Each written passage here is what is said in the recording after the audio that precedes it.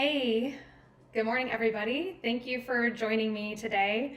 I hope that you are all safe and healthy and taking care of yourselves and your loved ones from wherever you are. You can see that I am coming live to you from my she shed in the basement of my home, where I have been quarantined with my family for over a week now. We're hanging in there. This week is spring break. It's going just the same as all the other days have. But I'm glad that you are all here with me. I hope that this topic is of interest to you. I'm going to be monitoring the chat, and Len's going to be helping me virtually to monitor this. This is totally Inception. It's me within a screen within a screen. But really, I would love to have this be a conversation. So if you have questions, please let me know as we're going through. But I just felt compelled to talk to you all. One, because I do feel like we're all in this together, and if I have any thoughts on anything that could help anybody out there, I really want to be sure to share that. I want to make sure that we're having a conversation. At the end of it, we're going to post a way to meet with me, so I want to put that out there to start with, that if you are managing remote teams for the first time, this is the first time that you and your teams are working remotely on a regular basis, and you're having some sticking points or some pain points or some questions, I do encourage you, you're more than welcome to reach out to me and just have a conversation, no charge. Let's just talk through it. It's inspirantgrp.com/meetmeg, and we'll make sure that that's posted as well. So you can start by booking 20 minutes with me, but I'll take as much time as you need to help guide you through that. A lot of it is just based on experience, but also it's been just working from home this week, and I've had the opportunity to observe my husband, who's doing this for the first time, and listening to him work through it and some of the things that I've seen him do that I think are really great. So using some of the experience that we've had on our remote teams, as well as some that I've just observed over the course of the last week. My experience with remote teams goes way back to 2012. That was my first experience being on a remote team. And I went from working in an office 9 to 5, 5 days a week with a team that I loved. I had the corner cube, so I had people that would stop by and talk to me all the time. And for those of you that know me, I'm a pretty social person, so I really actually enjoyed this. Loved having people come by and talk to me. And then I got this role that was 100% virtual. And when I told people this at the time, everyone was like, oh my gosh, that's awesome. You work from home, you're home all the time, that's going to be great. And I thought so too. I had 2 little kids. I thought it was going to give me the flexibility that I needed, no more commuting, all that, all the stuff that you think about working from home entails. Now, I had the time to prepare a space at home to work from, so I had a time to prepare a remote office for this, right? And I also had time to prepare myself mentally to do this, and I still struggled with it. It was still challenging. Being a typically social person, working from home felt very lonely. Though I had more time with my kids, they still went to daycare. But when they were home, it was very challenging to have my 2 little kids being around when I was trying to get work done. No offense, guys, I think they're watching. It was great. Of course it was great. But, there's challenges that come with working from home. And this is for someone who had time to prepare. And I was actually talking with a couple of our unconsultants about this earlier this week, that they had the same idea, right? They had time to prepare to work remotely. And there are still some challenges to adjusting to this. So I just have a lot of empathy for those of you that you kind of had to do this overnight. You were thrust into this new situation with all of this uncertainty. And now you've got to find a space in your home that you can be productive from. And so as leaders, as those of us that are going through this together for the first time, you become leaders by dealing with adversity and by overcoming adversity and by showing your resiliency and by solving problems. And we've all had to do that over the course of our career, but this is completely different. We can honestly say that we've never dealt with this type of challenge before. So we are all in this together. We are all trying to figure this out together. And my first observation would be just to be human. So, and what does that mean? Yes, we're all humans, I know. But, sometimes business gets in the way, and we're still going to get our work done. We can't press pause, waiting for things to get back to normal, waiting for things to change. This is going to be a new normal. Even when the virus passes and the pandemic is over, life as we knew it is going to look a bit different. And so we can't stick our head in the sand. We do have to continue with business, but we do have to do that in a more human way. And what I think about that is, thinking about you and thinking about your team that's managing this new environment for the first time. So where did you set up your home office? Do you have everything that you need to be successful? Where's your family? A lot of your team is probably homeschooling at the same time for the first time. I mean, I know for a fact that I would not be a good elementary or middle school teacher, and yet here my elementary and middle school age children are home with me in the same space, forced to learn remotely, just as I'm forced to work remotely. Now, I would say as a leader, how you can check in with your team is simply by asking them. And so I would highly recommend coming up with some sort of regular cadence to check in. I would highly recommend that all of your calls, all of your emails start with, hey, how are you doing? Is there anything you need? One of my favorite questions to ask my team, is there anything I can help you with? How can we help each other right now? How's your family? Are there any concerns that I need to be aware of that you're dealing with? Do you have aging parents that you're worried about, that you're caring for? Do you have everything you need at home? These are some questions that you can be asking your team just to get a picture of what it's like for them in their environment right now. So that's part of what I mean about being more human, and just thinking about change happens at an individual level. So, if there's a change in process, just talking about the world that we live in, right? Change in process, change in technology. This happens at an individual level. And so a basic tenet of change management is to figure out how is that affecting that person and to meet them where they are. And so this is a huge change for all of us, but we still have to figure out at an individual level, what does that mean for each of our workers, and what can we do to help them feel safe and taken care of and able to talk about these things. Another way to be human is to share your own experiences working from home and the mishaps that might be happening, that we're all experiencing some of those, living in these tight quarters together. Or think about your folks who are living alone, and maybe they're pretty social, maybe they're happy to have this time alone and not have to be on at the office. But still, just check in and ask. And really, that's the best way to meet people where they are, is ask them where they are. Ask them how they're doing through all of this. Okay, I've got my notes over here. Sorry, guys. I would also not delay on establishing a new normal. So I have been hearing, let's just wait. Let's just wait for this to pass. Yes, I feel the same way. I can't wait for this to pass. Summer is looming over here, and my gosh, to not have all of the summer activities that we look forward to, the baseball games and swimming at the community pool, hanging with our friends, barbecues, all of those.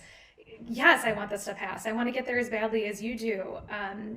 Everything that I'm reading points to that this isn't going to pass in those 2 weeks. I'm talking to you from Illinois. We had our shelter in place or stay at home order come down from the governor and was in effect starting Saturday at 5. And it's currently in effect till April 7th, but I would be very surprised if it was lifted at that point. So, and I'm not saying this to pile on or instill any other fear or anything like that, just to be realistic about where we are and how we adapt. So I would say don't delay on establishing your new normal. And what that means as a leader is you get to show what that looks like. They're looking to you. What does this mean? I would highly recommend, if you haven't already started having virtual video calls, to try that. And I know that it's hard, and I've talked to some people in my life, I'm not going to name any names because you might also be watching, who, tech isn't their favorite thing, right? Their teams have been using, Skype for Business or Microsoft Teams for years, and they have video chats, and it's very comfortable for them. But they don't ever use the video. They'll always just dial in. And I know it feels strange, but as with anything, the more you do it, the easier it becomes, right? So try it, practice it, and model it for your teams. Because I have to tell you, it makes such a difference going from seeing everybody every day, face to face, popping in people's offices, right? Chatting at the cubes, chatting in the break room, to not seeing people's faces, not seeing their reactions, not seeing them smile. I would highly recommend, and if you don't have a video option to use, I know that our team has used Zoom. We've also used Microsoft Teams, which I think both of those are giving some free trials right now, which is really great. So I do highly recommend you set the example and you take advantage of that. I've also been asked to share that if you are more tech savvy and you are working with individuals who are not, who are more tech resistant, to be patient, to be tolerant. It's a big change, right? And so that, that kind of goes back to my first point of being more human. Another bit of advice that I have been thinking about is that we're going to have to be a little bit more flexible in this new environment. And what that means is that we might have to look away from traditional office hours as the time that our teams are getting their work done, and look more towards what are they actually producing and making sure that they are supported in the way that they need to in order to get that work done. So again, talking about folks who might have kids at home right now who are learning as well, it's going to be hard for them to be on from 8 to 6 or 9 to 5 or whatever their typical office hours were. So as leaders, we need to be more flexible in those hours and what we're expecting of them during those hours. Maybe they need to run out and get food or medicine and the store isn't busy at 2 p.m. Well, then they should be able to go do that. That's okay right now. That's okay in these times. I think it's always okay, but just thinking through, what do our teams need right now and how can we be more flexible to meet them in that space? And again, asking them, communication is huge. So asking your team to be open with, hey, I'm going to be offline from noon to 5 because I have to help my kids get their work done for school. Okay, great. Well, I need X, Y, and Z delivered to me by the end of the week. Do you think you can do that? And I'm sure they'll say yes, and they'll just figure out when they need to do that in the hours that work for them. Talking about just communicating it, that's my next piece of advice I'd like to share. I would say with any change, over communication is the way to do it. We talk, I remember having a conversation with one of my favorite clients about how many times do we need to communicate with somebody, and the group we were talking with, somebody said 3, someone said 5, someone said 7, I think someone said 12, like how many times people need to hear the message in order for it to sink in. Now imagine adding in this time, right? This uncertain time where people are stressed out. So their brains are going to have a little more trouble processing these messages. So don't get frustrated and don't be afraid to communicate things over and over and over again. And then I would also really highly encourage you, I'm going to build on to that, having those video calls. I would highly encourage you to maybe have some sort of regular cadence where you're touching base with everybody. So our team is doing morning coffee chats every day at 9:30. No agenda, totally low key, show up, come as you are. We're on Zoom when we're doing that because you can show multiple screens at the same time so we can see everybody's faces. And it's just great. I find that this weekend, actually, when we didn't do it Saturday and Sunday, I missed it. I missed seeing my team and jumping on and just having a quick chat like you would if you were in the office, if you guys were together. So maybe you're doing that. My husband last week set up a 4:00 check-in with his team, and I was really impressed. I didn't even give him that advice. he came up with that one on his own, and it's been pretty great. It's with his key team, and they, same agenda every day, starting with, hey, how's everybody doing? Do you guys have everything you need? How's your teams doing? Have you guys heard of anybody falling ill or anyone's family members? Is everyone able to be connected? Okay, is connectivity working so people are able to be productive? And then sharing messages from leadership. Here's what I'm hearing. Here's how the company's handling XYZ. Here are our thoughts on this. Here are our next steps. But having some sort of regular cadence. And the intent is not to micromanage. The intent is not to run down a list. The intent is not to pile on new work. It really is just a check-in. And I would say, that could be a great place to communicate with your team. Talking about micromanaging, that's my next point. Think about, I would love, right, if you're able to get back to your regular production quickly. I think some of that will be by establishing these new norms and by showing the leadership that this is different, this is difficult, but we can do it, and we can do it together. And here's how we're going to do it. So we're going to be human with each other. We're going to be flexible with each other. We're going to communicate regularly. And we're not going to micromanage. And so what that looks like is, for example, you have work, right? We're going to keep getting stuff done. Instead of just firing off an email and, hey, get this done, do like you may do while you're in the office. You might swing by someone's desk and say, hey, I've got this new thing. I need some help. Would you be interested? Just thinking about how you would normally communicate, also, would you be checking in with somebody every 5 minutes if they got something done, or expecting them to send you a daily report of all the things they accomplished? I don't think that's what you would typically do. So just think about how you would typically work, and then maybe how you need to adapt that a little bit in this new world. I paused there because I had a thought, and I would say that this is actually a really great time to reassess how you typically work and determine if it's really the best way. This is a disruption, and in my organization, we deal with disruption. We embrace disruption. We like to actually be catalysts for disruption. We embrace change. Change is good. Change means that there's progress, and people are looking at new and different ways of doing things. Change can be scary, we know this, and that's why there's a whole change management process to help guide people through at an individual level. But I would say, we're at a point now where maybe if disruption isn't very comfortable for you, you don't really have a choice. Things are getting disrupted whether or not you like it, and you have little control over some of this disruption. But what you do have control over is how you harness it. So if maybe there are things on your team that you feel need to change or have needed to evolve, now would be a great time to take advantage of that. You can create whatever culture you want to create. And even if it's a remote culture, you can still do that through some of the advice that I shared. Part of my job at Insprint Group is to curate and cultivate a remote culture. Our 30 plus consultants are either at a client site or working from home. And we don't spend a lot of face-to-face time every day, but we do have a very strong culture rooted in our core values. And so I would challenge you during this time, not that you don't have enough on your plate already. Yay, thanks, Meg. It's easy for me to say this coming from my she shed, but I would say use this time to really reflect and think about when things get back to the new normal. What do you want your team to look like?